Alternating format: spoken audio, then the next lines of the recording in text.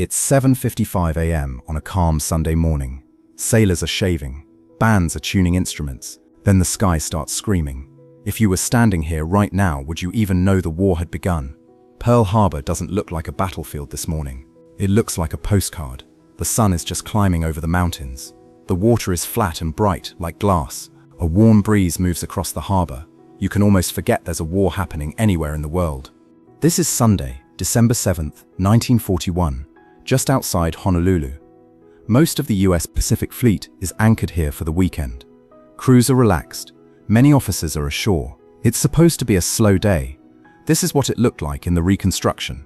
Wide shots show battleships sitting in neat rows. They're parked so close you could walk across them. This stretch is called Battleship Row. You can see the USS Arizona clearly. It's massive, dark gray steel, nearly 600 feet long.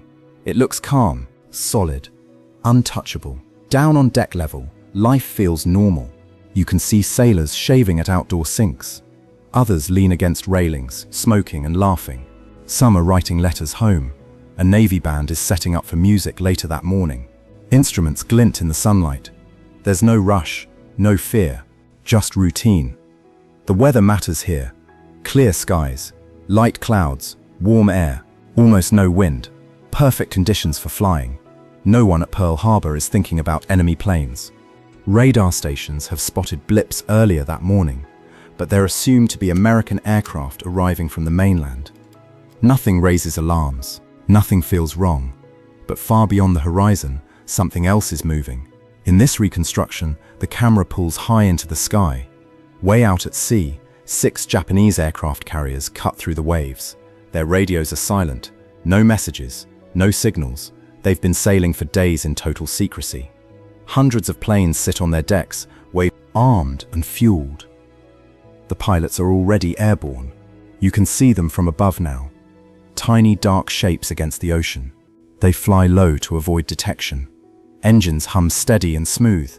Each pilot knows the exact route, the exact target, the exact time.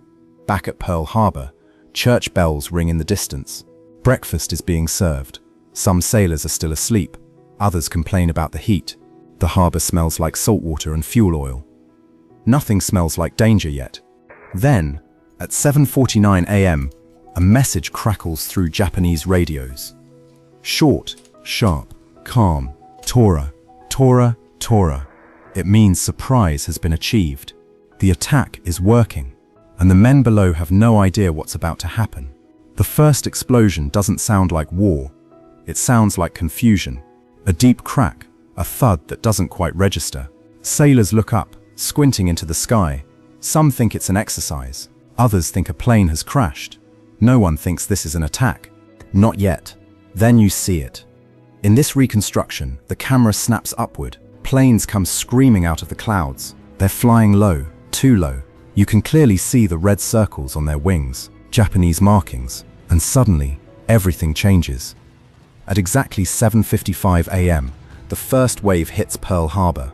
Torpedo bombers skim just above the water, so low their propellers nearly touch the surface. They line up perfectly with Battleship Row. One by one, torpedoes drop and race forward, cutting white trails through the harbor. They slam into ship hulls with a dull, crushing boom. Dive bombers come next. You can hear them before you see them. That high, tearing scream as they fall straight down. Bombs whistle through the air.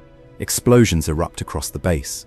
Water shoots up in towering columns. Metal twists. Decks shake. Men are thrown off their feet. The anti-aircraft guns are mostly silent. Many aren't even manned yet. Ammunition is locked away, stored safely for peacetime. Some sailors run to their gun stations with empty hands. Others break open lockers with crowbars. Seconds feel like hours. Then the camera locks onto the USS Arizona. It's still sitting calmly for a moment, smoke drifting nearby from other hits. At 8:06 a.m., a Japanese bomb punches straight through the deck near the forward turrets.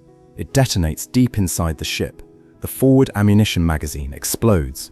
What you see next is overwhelming. A massive fireball erupts upward. The shockwave ripples across the harbor.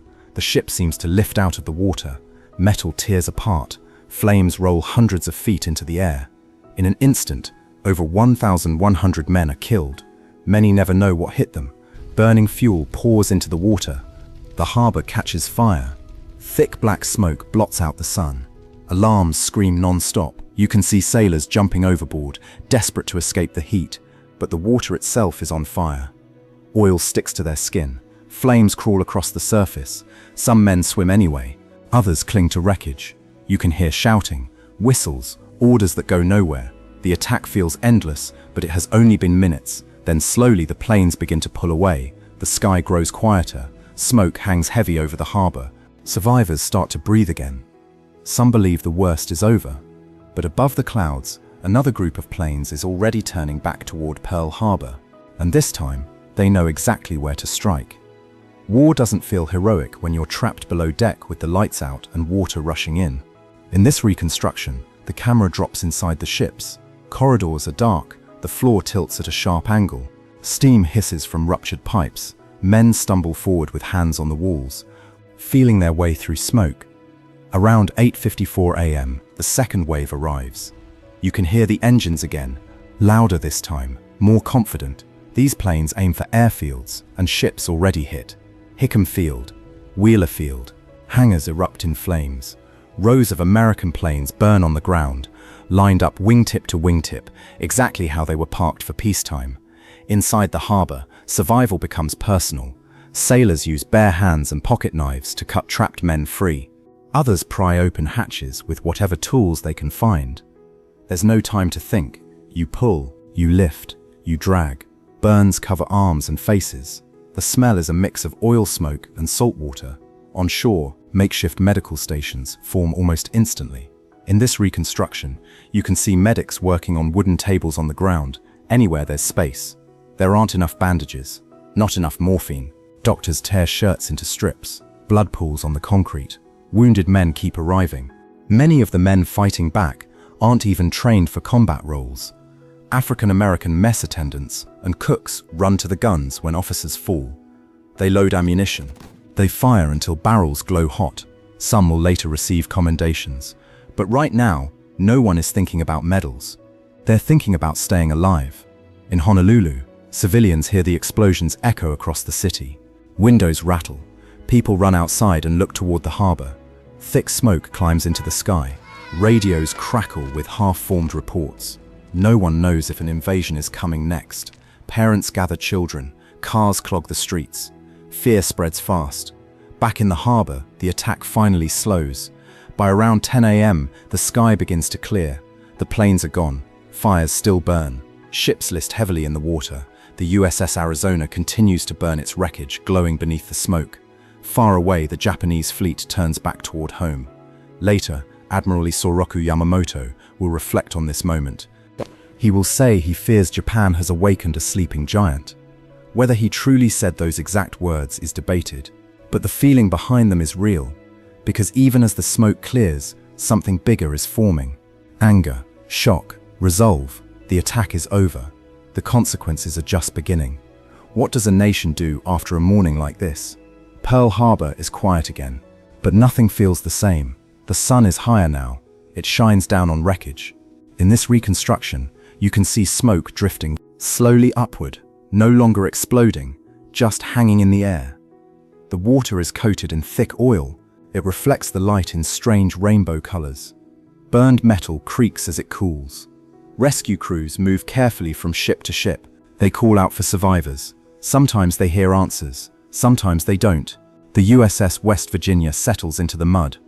The USS Oklahoma lies overturned, its hull exposed. Trapped men inside tap on the steel, begging to be found. Some will be rescued days later. Others will not. By the end of the day, the numbers become clearer. 2,403 Americans are dead. More than 1,000 of them are still entombed inside the USS Arizona. 8 battleships are damaged or sunk. Nearly 200 aircraft are destroyed. The Pacific Fleet is bleeding. And then there's the detail almost no one notices at first. The aircraft carriers aren't here. They're out at sea on missions. Enterprise, Lexington, Saratoga. They escaped the attack simply by chance. In this quiet detail, the future of the war is already shifting. The next day, December 8, 1941, The camera moves thousands of miles east, Washington, D.C.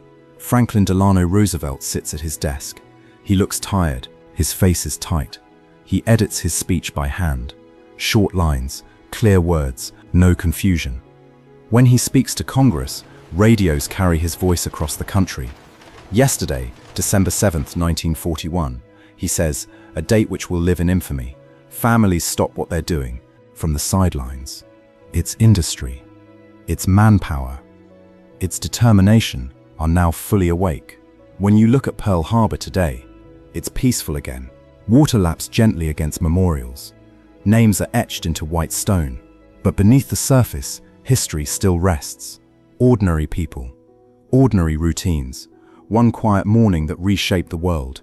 If there's another moment in history you want to see rebuilt like this, tell me in the comments. And if you want to keep stepping back into these moments together, minute by minute, make sure you're subscribed.